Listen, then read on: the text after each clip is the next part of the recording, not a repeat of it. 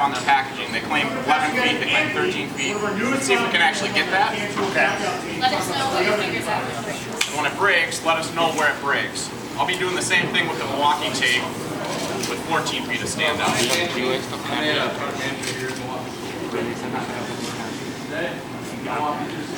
11 feet in the bag. So, I passed them a pack out lunch 2 years ago. It's awfully quiet. I've never seen that costume. Just feel like into it. Getting a little shaky. All these are going to go. Alright, so this broke about 12 feet. We're really taking our time up here.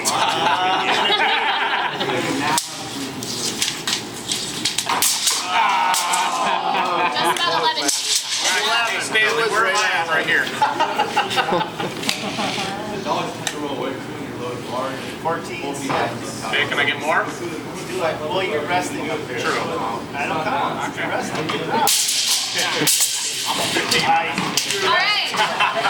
So for those of you who couldn't see, Brandon was demoing our brand new wide blade tape measure with best in class 14 feet of standout. In this demo, he got close to 15 feet. So we are meeting and exceeding that standout claim.